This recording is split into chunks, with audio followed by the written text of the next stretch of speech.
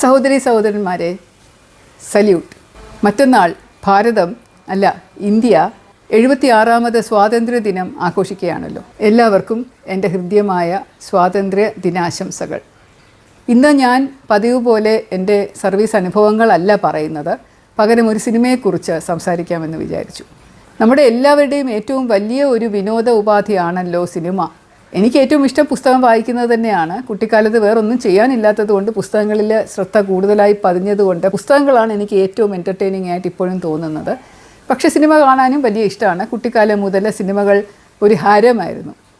ഞാൻ ആദ്യം കണ്ട സിനിമ എനിക്ക് തോന്നുന്ന കാട്ടുപൂക്കൾ എന്ന് പറയുന്ന ഒരു സിനിമയായിരുന്നു എന്ന് തോന്നുന്നു. കാട്ടുപൂക്കൾ. ഇതിൽ മധു ആണ് അഭിനയിച്ചത്. ദേവിക എന്ന് പറയുന്ന ഒരു നടിയുണ്ടായിരുന്നു. കുറേ അനാഥ കുട്ടികളുടെ കഥയാണ്. അതൊക്കെ എനിക്ക് ഓർമ്മയുണ്ട്, തിയേറ്ററിൽ പോയി കണ്ടതാണ്. മാണിക്യ വീണയുമായി മനസ്സിൻ്റെ താമര പൂവിലിരുന്നവളെ എന്നൊരു പാട്ടുണ്ട്. വളരെ ഫേമസ് ഒരു പോപ്പുലർ പാട്ടാണ് യേശുദാസിൻ്റെ. അമ്മയ്ക്കും അച്ഛനും ഒക്കെ സിനിമ ഇഷ്ടമായതുകൊണ്ട് പലപ്പോഴും തിയേറ്ററുകളിൽ പോയി സിനിമ കാണുമായിരുന്നു. അവധിക്കാലത്ത് കസിൻസിൻ്റെ അടുത്ത് കോട്ടയത്തും കൊല്ലത്തും ഒക്കെ പോയി താമസിക്കുമ്പോൾ അവരുടെ കൂടെ സിനിമയ്ക്ക് പോകും. അങ്ങനെ കുറേ സിനിമകൾ തിയേറ്ററിൽ പോയി കണ്ടിട്ടുണ്ട്. അന്നത്തെ ഒരു ഹരം എന്ന് പറയുന്നത് പാട്ടുപുസ്തകങ്ങളുണ്ടായിരുന്നു. കടകളിലൊക്കെ പോകുമ്പോൾ ചായക്കടകളിലും അതുപോലെ കൊച്ചു കടകളിലുമൊക്കെ ഇങ്ങനെ പാട്ടുപുസ്തകം അവരിങ്ങനെ മാഗസീൻസിൻ്റെ കൂടെ വെച്ചേക്കും. അപ്പം ചോദിക്കുമ്പോൾ അച്ഛൻ വാങ്ങിച്ചു തരും, അല്ലെങ്കിൽ അമ്മ വാങ്ങിത്തരും. കാരണം വളരെ ചെറിയ പൈസയേ ഉള്ളൂ അതിന് വില. അതിനകത്ത് അന്നത്തെ പ്രധാനപ്പെട്ട സിനിമകളുടെ, പ്രശസ്തമായ സിനിമകളുടെ ഗാനങ്ങൾ എഴുതിയിട്ടുണ്ടാവും, അതിൻ്റെ ലിറിക്സ് ഉണ്ടാവും, ആരാണ് എഴുതിയത്, ആരാണ് അതിനകത്ത് സംഗീത സംവിധാനം എന്നൊക്കെ പറഞ്ഞിട്ടുണ്ടാവും. പിന്നെ അതിൻ്റെ കഥയുടെ ഒരു ചെറിയ ഒരു കഥാതന്തു ആദ്യം അതിനകത്ത് എഴുതിയിട്ടുണ്ടാവും. അപ്പോൾ ഈ കഥാതന്തു വായിക്കുമ്പോൾ അവസാനമില്ല, ഇങ്ങനെയാണ് അതിൻ്റെ സിനിമ, ബാക്കി വെള്ളിത്തിരയിൽ, ശേഷം വെള്ളിത്തിരയിൽ എന്ന് പറഞ്ഞ് അവസാനം എഴുതാറുണ്ട്. അപ്പോൾ കഥയുടെ ബാക്കി എന്താണ്, അവസാനം എന്താണെന്ന് അറിയാനുള്ള ജിജ്ഞാസ കൊണ്ട് ഞാൻ അമ്മയോട് പറയുമായിരുന്നു, അമ്മ എനിക്കൊന്ന് വെള്ളിത്തിര വാങ്ങിച്ചു തരാമോ. വെള്ളിത്തിര എന്ന് പറഞ്ഞ ഒരു മാഗസീനാണെന്ന് ഞാൻ വിചാരിച്ചു. പക്ഷേ അത് സിൽവർ സ്ക്രീനിന് പറയുന്നതാണ്, അല്ലെങ്കിൽ വെള്ളിത്തിര എന്ന് പറയുന്ന സിനിമ തിയേറ്ററിൽ പോയി കാണുക എന്നുള്ളതാണ് എന്ന് ഉദ്ദേശിച്ചാണ് എന്ന് പറയുന്നത് ഒരുപാട് നാൾക്ക് ശേഷമാണ് എനിക്ക് മനസ്സിലായത്. പത്തനംതിട്ടയിൽ ഞാൻ SP ആയിട്ടിരുന്നപ്പോൾ ഒരു സിനിമ ഞാൻ കണ്ടിരുന്നു.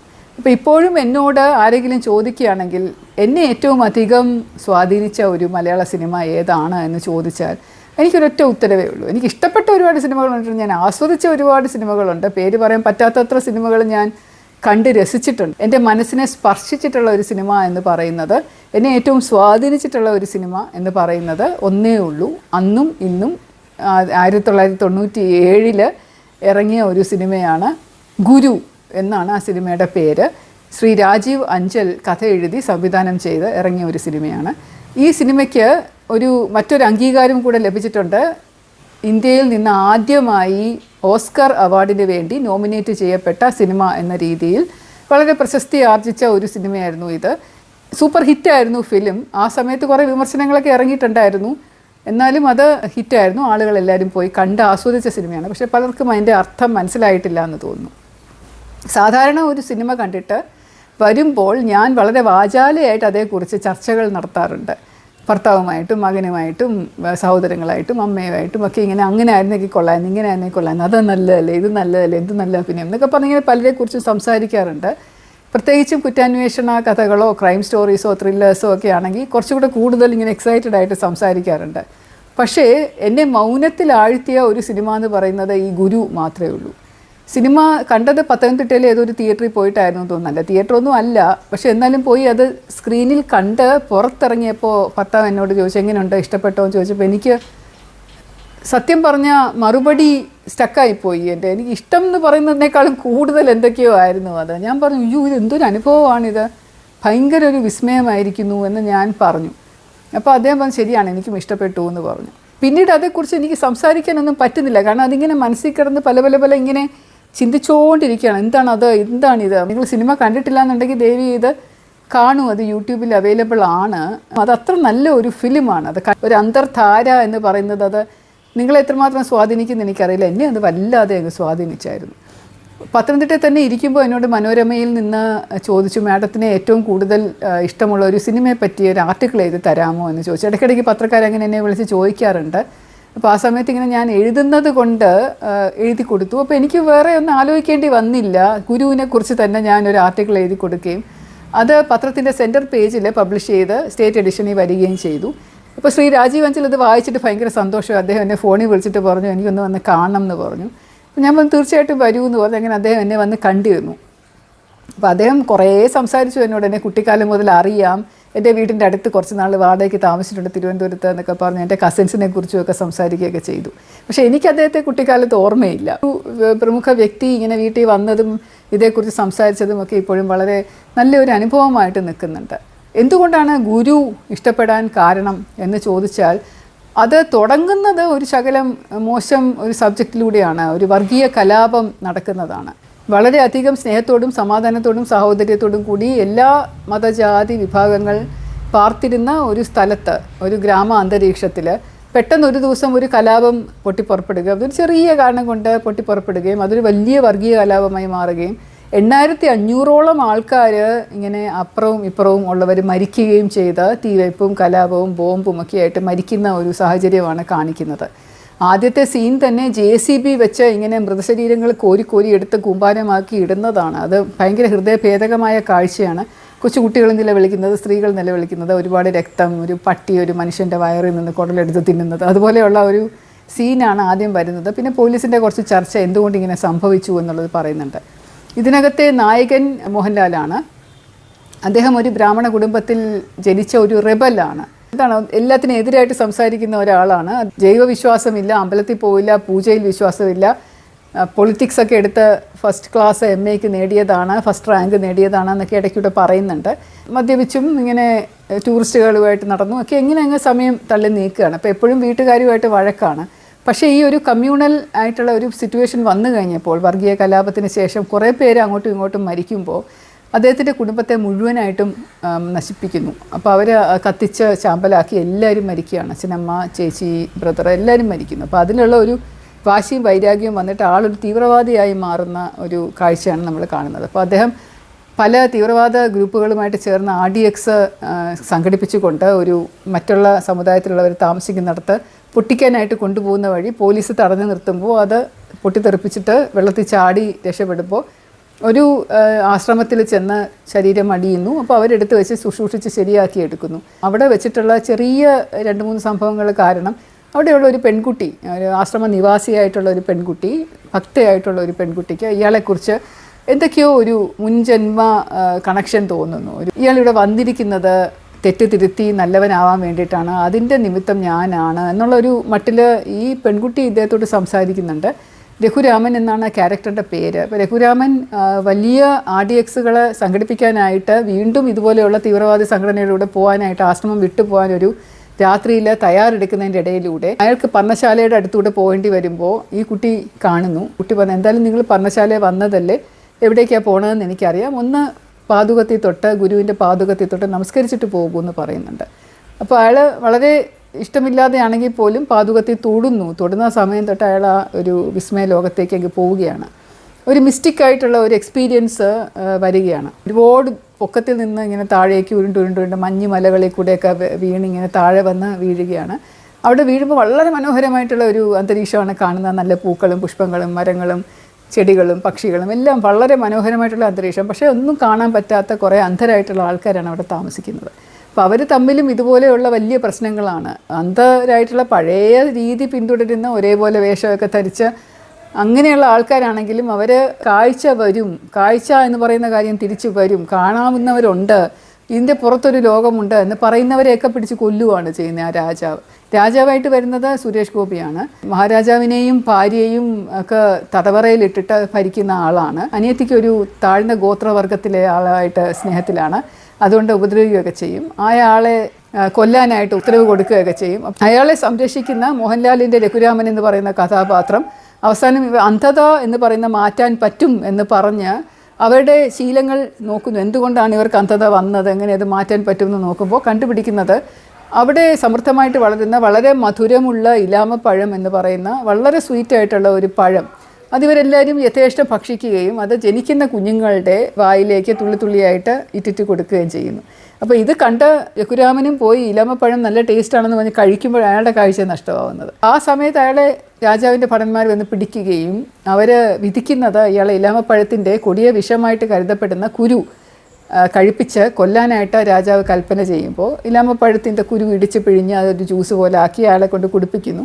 അത് കുടിച്ച ശേഷം അയാൾക്ക് കാഴ്ച തിരിച്ചു കിട്ടുന്നു. അപ്പോൾ അയാൾക്ക് മനസ്സിലാവുന്നുണ്ട് വളരെ മധുരമായ ഇലാമ പഴങ്ങൾ കണ്ണ് പൊട്ടിക്കും, അതേസമയത്ത് വളരെ കയ്പേറിയ അതിൻ്റെ കുരുവിൻ്റെ ജ്യൂസ് എന്ന് പറയുന്നത് നമ്മുടെ കാഴ്ച തിരിച്ചു കൊണ്ടുവരും. ഉൾക്കാഴ്ച തിരിച്ച് കിട്ടാനായിട്ട് കയ്പേറിയ ഒരു അനുഭവത്തിലൂടെ പോകണം. എന്നാൽ നമ്മൾ ഇടയ്ക്കിടയ്ക്ക് കഴിക്കുന്ന ഈ മധുരം എന്ന് പറയുന്നത് നമ്മളെ നിരന്തരം അന്തരാക്കിക്കൊണ്ടിരിക്കുകയാണ് എന്നുള്ള ഒരു ധാരണ കൊടുക്കുന്ന രീതിയിലാണ് സിനിമ പോകുന്നത്. അപ്പോൾ അതിൽ നിന്ന് അയാൾ തിരിച്ച് വന്ന് അയാൾ കലാപമൊക്കെ ഉപേക്ഷിച്ച ശേഷം കലാപഭൂമിയിൽ ചെന്ന് പാവപ്പെട്ടവരെ രക്ഷിക്കുന്നു, കുട്ടികളെ രക്ഷിക്കുന്നു. അതിലൂടെയാണ് സിനിമ അവസാനിക്കുന്നത്. ഈ വീഡിയോയുടെ തുടക്കത്തിൽ ഞാൻ ഭാരതം എന്ന് പറഞ്ഞിട്ട് അല്ല ഇന്ത്യ എന്ന് പറഞ്ഞതിൻ്റെ കാരണം എന്താണ് എന്ന് നിങ്ങൾക്ക് മനസ്സിലായി കാണുമെന്ന് കരുതുന്നു. നമ്മളിപ്പോൾ താമസിക്കുന്നത് ഭാരതത്തിലല്ല, ഇന്ത്യയിലാണ്. ഇന്ത്യ എന്ന് പറയുന്ന ബ്രിട്ടീഷുകാർ സൃഷ്ടിച്ച ഒരു രാജ്യത്തിലാണ് നമ്മൾ താമസിക്കുന്നത്. ഒരു ഭൂഖണ്ഡമായിരുന്നു ഭാരതം. പഴയ ആർഷഭാരത സംസ്കാരം വെച്ച് നോക്കുമ്പോൾ അതിനകത്ത് പാകിസ്ഥാൻ, ബംഗ്ലാദേശ്, ബർമ്മ, നേപ്പാൾ, ഭൂട്ടാൻ തുടങ്ങിയ എല്ലാ ചേർന്നുള്ള ഒരു വലിയ രാജ്യമായിരുന്നു. ആ ഭാരതമാണ് ബ്രിട്ടീഷുകാർ 200 വർഷം ഭരിച്ച ശേഷം, അതിനു മുമ്പ് ഒരു 100 വർഷത്തോളം ഈസ്റ്റ് ഇന്ത്യ കമ്പനിയുടെ ക്രൂരമായിട്ടുള്ള ഭരണമുണ്ടായിരുന്നു. ബ്രിട്ടീഷ് സർക്കാരിൻ്റെ കീഴിൽ ഭാരതം 200 വർഷം തടവറയിൽ കഴിയുകയും അവസാനം ഇത് സഹിക്കാൻ വയ്യാതെ ഒരു 100 വർഷത്തോളം നീണ്ടുനിന്ന പലതരത്തിലുള്ള കഷ്ടപ്പാടുകളിലൂടെ സ്വാതന്ത്ര്യ സമരത്തിലൂടെയാണ് ഭാരതത്തിന് സ്വാതന്ത്ര്യം നേടിയെടുത്തത് എന്നാണല്ലോ നമ്മൾ ചരിത്രത്തിലൂടെയൊക്കെ പഠിച്ചിട്ടുള്ളത്. പക്ഷേ രണ്ടാം ലോക മഹായുദ്ധത്തിന് ശേഷം എന്തായാലും എല്ലാ രാജ്യത്തിനും സ്വാതന്ത്ര്യം നൽകണം എന്നുള്ളത് യുണൈറ്റഡ് നേഷൻസ് എന്ന് പറഞ്ഞ പുതുതായി സംഘടിപ്പിച്ച ഒരു ഓർഗനൈസേഷൻ ഉണ്ടല്ലോ, അത് നൽകിയ ഒരു ഓർഡിനൻസ് ആയിരുന്നു, ഒരു ആജ്ഞയായിരുന്നു അത്. അപ്പോൾ എല്ലാ രാജ്യങ്ങളും കൂടെ ചേർന്നുണ്ടാക്കിയിരുന്ന പഴയ ഒന്നാം ലോക മഹായുദ്ധത്തിന് ശേഷം ലീഗ് ഓഫ് നേഷൻസ് ഉണ്ടായിരുന്നത് പിന്നീട് ഇല്ലാതായി. രണ്ടാം ലോക മഹായുദ്ധത്തിന് ശേഷം രാജ്യങ്ങളെല്ലാവരും കൂടെ കൂടിയിരുന്ന സമാധാന അന്തരീക്ഷം പുനഃസ്ഥാപിക്കാനായി യുണൈറ്റഡ് നേഷൻസ് ഉണ്ടാക്കി. അവിടെ എടുത്ത തീരുമാനമാണ് ഏതെങ്കിലും രാജ്യത്തിൻ്റെ അധീനതയിൽ മറ്റ് രാജ്യങ്ങളുണ്ടെങ്കിൽ അവർക്ക് സ്വാതന്ത്ര്യം നൽകണം എന്നുള്ളത്. അപ്പോൾ അതുകൊണ്ട് 1945 ലോകമഹായുദ്ധം തീർന്നു. 1947 2 വർഷത്തിനകം ഇന്ത്യക്ക് സ്വാതന്ത്ര്യം ലഭിച്ചു. ഒരു അർദ്ധരാത്രിയിൽ ഇന്ത്യക്ക് ലഭിച്ച സ്വാതന്ത്ര്യത്തിന് ശേഷവും British governor general Lord Mountbatten 1.5 വർഷത്തോളം 1.5-2 വർഷത്തോളം വീണ്ടും ഇന്ത്യ റിപ്പബ്ലിക് ആവുന്നത് വരെ തുടർന്നു എന്നൊക്കെയാണ് പറയുന്നത്. കാരണം അതുപോലെ തന്നെയുള്ള എല്ലാ ചട്ടങ്ങളും കോൺസ്റ്റിറ്റ്യൂഷനും എല്ലാം വരുത്താൻ വേണ്ടിയിട്ട്, ഇന്ത്യ അതേ രീതിയിൽ പിന്തുടർന്നു പോകാൻ വേണ്ടിയിട്ട്. ഇന്ത്യയുടെ ഭരണഘടനയിൽ തന്നെ സോവറിൻ, സോഷ്യലിസ്റ്റ്, ഡെമോക്രാറ്റിക്, റിപ്പബ്ലിക് എന്നുള്ള 3 വാക്കുകൾ എഴുതി ചേർത്തിട്ടുണ്ട്. അതുപോലും ബ്രിട്ടീഷ് ഭരണഘടനയിലുള്ളതാണ്. കാരണം ബ്രിട്ടീഷുകാരുടെ സോവറിൻറ്റി എന്ന് പറയുന്നത് രാജാവിൻ്റെ ഭരണം, പ്രസിഡൻ്റ് എന്ന് പറയുന്നത് ഇപ്പോഴും രാജാവും രാജ്ഞിയുമാണല്ലോ. ഇവിടെ അതില്ല. എന്നാൽ പോലും നമ്മൾ സോവറിൻ എന്നാണ് കണക്കാക്കപ്പെടുന്നത്. അപ്പോൾ സോവറിൻ എന്ന് പറയുന്നത് ആ ഒരു നേച്ചർ കാത്തു സൂക്ഷിക്കുന്ന ഒരു രാജ്യം എന്നുള്ള നിലയിലാണ് ഇപ്പോഴും കോൺസ്റ്റിറ്റ്യൂഷനകത്ത് പറയുന്നത്. എന്തായാലും സ്വാതന്ത്ര്യം എന്ന് പറയുന്നത് നമുക്ക് അഭിമാനിക്കാവുന്ന കാര്യം തന്നെയാണ്. ഈ ഒരു സ്വാതന്ത്ര്യ ദിന പരേഡിലൊക്കെ പങ്കെടുത്തുകൊണ്ടിരിക്കുമ്പോൾ യൂണിഫോം ഇട്ട് പോയി പരേഡിൻ്റെ മാർച്ച് പാസ്റ്റിലൂടെ ഉള്ള ബീറ്റുകളൊക്കെ കേട്ട എല്ലാ സ്വാതന്ത്ര്യ ദിനത്തിലും റിപ്പബ്ലിക് ദിനത്തിലും നടത്തുന്ന പരേഡിൻ്റെ ബാൻഡ് മേളങ്ങൾ മുഴുവനും ഇംഗ്ലീഷ് സോങ്സ് ആണ്. അതിനകത്ത് 2 ഉള്ളൂ അല്ലാത്തത്. സാരേ ജഹാൻ സെ അച്ഛ എന്ന് പറഞ്ഞുള്ള ഒരു പെട്ടെന്ന് ഫാസ്റ്റ് മാർച്ചുണ്ട്. നാഷണൽ ഫ്ലാഗ് ഉയർത്തുമ്പോൾ ജനഗണമനയുടെ ബാൻഡുണ്ട്. അല്ലെങ്കിൽ ബാക്കി എല്ലാം ബ്രിട്ടീഷ് സോങ്സും ഇംഗ്ലീഷ് സോങ്ങുകളും ഫ്രഞ്ച് സോങ്ങുകളും റസ്പുട്ടീൻ്റെയൊക്കെ ചുവട് വെച്ചാണ് ഫാസ്റ്റ് മാർച്ച് നടത്തുന്നത്. പക്ഷേ അതെല്ലാം കേൾക്കുമ്പോൾ നമുക്കൊരു ഭാരതീയനായി എന്നുള്ളതിൻ്റെ ഒരു അഭിമാനമൊക്കെ മനസ്സിൽ കൂടെ തോന്നേണ്ടതാണ്. അങ്ങനെ തോന്നിയിട്ടുണ്ട് എനിക്ക് പലപ്പോഴും. മണ്ണിന് വേണ്ടി പ്രവർത്തിക്കുന്ന, നമ്മുടെ നാടിന് വേണ്ടി പ്രവർത്തിക്കുന്ന ധീരമായിട്ടുള്ള ഒരു വകുപ്പാണ് എന്നൊക്കെയുള്ള ധാരണയായിരുന്നു ആ സമയത്ത്. പക്ഷേ ഈ ഗുരു പോലെയുള്ള ചിത്രങ്ങൾ കണ്ടു കഴിയുമ്പോൾ നമ്മുടെ അകക്കണ്ട് കുറച്ചെങ്കിലുമൊക്കെ തുറപ്പിക്കും. കാരണം അന്ധതയുടെ തിമിരം വന്ന് മൂടിയ ഒരു സമൂഹമാണ് നമ്മുടെ ഇടയിൽ ഉള്ളത് എന്നുള്ള ഒരു വലിയ സന്ദേശം അതുകൊണ്ട് പറയുന്നുണ്ട്. ഈ ചിത്രം തുടങ്ങുമ്പോൾ ഉള്ള വർഗീയ കലാപങ്ങൾ നടക്കുന്നത് വർഗീയതയിൽ ഊന്നിയല്ല. അതായത് മുസ്ലിം സമുദായവും ഹിന്ദു സമുദായവും ചേർന്നുള്ള സ്പർദ്ധയല്ല. അതിൻ്റെ ഇടയിൽ രാഷ്ട്രീയക്കാരാണ് നിന്ന് ഇതൊക്കെ ചെയ്യിക്കുന്നത്. ഒരു രാഷ്ട്രീയ ലാഭത്തിന് വേണ്ടി ഒരു ഇലക്ഷൻ വരുന്നു, ഒരാൾക്ക് ജയിക്കണം, അപ്പോൾ അതിന് വേണ്ടിയിട്ട് ഒരു പ്രശ്നം ഉണ്ടാക്കണം. ഇവിടെ ഈ വോട്ടുകൾ നമുക്ക് കിട്ടാൻ വേണ്ടി ഇന്ന പ്രശ്നങ്ങൾ ഉണ്ടാക്കി സർക്കാർ ഇങ്ങനെ ചെയ്തു എന്ന് വരുത്താൻ വേണ്ടി പാർട്ടിക്കാരെ കൊണ്ട് മുസ്ലിം വേഷം ധരിപ്പിച്ചുകൊണ്ട് ഹിന്ദുക്കളുടെ ഇടയിൽ പോയി പ്രശ്നങ്ങൾ ഉണ്ടാക്കുകയും ഹിന്ദു വർഗീയവാദി വേഷം ധരിപ്പിച്ചുകൊണ്ട് മുസ്ലിംസിൻ്റെ ഇടയിൽ പോയി പ്രശ്നം ഉണ്ടാക്കുകയും ചെയ്യുന്നതുമൊക്കെ ഇതിനിടയിലൂടെ കാണിക്കുന്നുണ്ട്. അപ്പോൾ ഇതൊക്കെയാണ് അതിനകത്ത് ഏറ്റവും വലിയ പ്രധാനപ്പെട്ട കാര്യങ്ങളായിട്ട് നമുക്ക് തോന്നുക കാണുമ്പോൾ. ഇവിടെ ഒരു ബാക്ക്ഗ്രൗണ്ടായിട്ട് കാണിച്ചിരിക്കുന്ന കാര്യങ്ങൾ എന്ന് പറഞ്ഞാൽ നമ്മുടെ സമൂഹത്തിൽ നടക്കുന്നതാണ്. എന്നാൽ അതിൻ്റെ ഫാൻറ്റസി ലോകം എന്ന് പറഞ്ഞാൽ നമ്മുടെ മനസ്സിൻ്റെ അകത്ത് നടക്കേണ്ട കാര്യങ്ങളാണ്. നമ്മളെല്ലാവരുമാണ് ഇതിനകത്തെ ഗുരു എന്ന് പറയുന്നത്. അല്ലാതെ ആശ്രമത്തിലെ ഒരു ഗുരു അല്ലെങ്കിൽ പാതുകം ഉള്ള ഒരാൾ ഗുരു എന്ന് പറയുന്നതിനേക്കാളും നായകനായിട്ടുള്ള കഥാപാത്രത്തിൻ്റെ രഘുരാമൻ്റെ ഒരു മനസ്സാന്തരം വരുന്നത്, ഒരു മനമാറ്റം വരുന്നത്, അതാണ് ശരിക്കും അയാളെ ഒരു ഗുരുസ്ഥാനത്തേക്ക് കൊണ്ടുപോവുകയാണ് ചെയ്യുന്നത്. അനുഭവങ്ങളിലൂടെ ഗുരു വരുന്നു എന്ന് പറയുന്നത്. നമുക്ക് ആവശ്യമുള്ള സമയം, നമ്മൾ പഠിക്കാൻ തയ്യാറെടുത്തിരിക്കുന്ന ഒരു സമയത്ത് നമ്മളെ തേടി ഒരു ഗുരു വരും എന്നൊരു ചൊല്ലുണ്ട്. അപ്പോൾ അതുപോലെ ആൾ തയ്യാറെടുത്തിരിക്കുന്ന ഒരു സമയത്ത് അനുഭവം ഒരു ഗുരുവായിട്ട് വരുന്നു. ആൾക്ക് പലതും മനസ്സിലാവുന്നില്ല, എന്നാൽ ഈ ഒരു അനുഭവം ശരിക്കും സംഭവിക്കുന്നു എന്നുള്ള രീതിയിൽ കാണുമ്പോൾ അയാൾക്ക് പല കാര്യങ്ങൾ മനസ്സിലാകുന്നുണ്ട്. അതുകൊണ്ടാണ് അന്ധതയിലാണ് നമ്മളെല്ലാവരും ജീവിക്കുന്നത് എന്ന് പറയുന്നത്. ഒരു വിധത്തിൽ പറഞ്ഞാൽ നമ്മുടെ സമൂഹം ജീവിക്കുന്നത് തികച്ചും ഒരു മായാലോകത്താണ്. ആരൊക്കെയോ കെട്ടിപ്പടുത്തെടുത്ത, ആരൊക്കെയോ ചിത്രം എഴുതി, കഥ എഴുതി, ചരിത്രം എഴുതി, നമ്മൾ അതിനകത്ത് ഇങ്ങനെ കഥാപാത്രങ്ങളായിട്ട് ഇങ്ങനെ ജീവിക്കുന്നു എന്നതേ ഉള്ളൂ. ശരിക്കും നടക്കുന്നത് എന്താണെന്നുള്ളത് മനസ്സിലാക്കാനായിട്ട് കുറച്ച് ആയാസപ്പെടേണ്ടി വരും. അപ്പോൾ ഈ ഗുരു എന്ന സിനിമ നിങ്ങൾ കണ്ടിട്ട് നിങ്ങൾ പറയൂ, നിങ്ങൾക്ക് എന്താണ് ഇതിൽ നിന്ന് മനസ്സിലായത്, എന്നെപ്പോലെ ഇഷ്ടപ്പെട്ടോ ഈ സിനിമ അല്ലയോ എന്ന് പറയൂ. തൊട്ടടുത്ത വീട്ടിലെ ഒരു നായ്ക്കുട്ടി കിടന്ന് ഭയങ്കര ബഹളമാണ്. എനിക്ക് ഈ വീട്ടിലിരുന്ന് സ്വസ്ഥമായിട്ട് വീഡിയോ ചെയ്യാൻ പറ്റാത്ത ഒരവസ്ഥയാണ്. കാക്കകളും പക്ഷികളും നായ്ക്കളും പിന്നെ പല കാര്യങ്ങളുണ്ട്. പക്ഷേ ഇതിൻ്റെ ഇടയിലൂടെ ഞാനിത് ചെയ്ത് തീർത്തു. കാരണം എനിക്ക് പിന്നെ വേറെ ഒരുപാട് കാര്യങ്ങൾ ചെയ്യാനുണ്ട്. അതുകൊണ്ട് സോറി, ആ ശബ്ദത്തിന് ക്ഷമിക്കുമെന്ന് വിചാരിക്കുന്നു. എന്തായാലും ഞാനിവിടെ നിർത്തുകയാണ്. അടുത്ത ആഴ്ച മറ്റൊരു സംഭവവുമായിട്ട് നിങ്ങളെ കാണാം. സസ്നേഹം, ശ്രീലേഖ.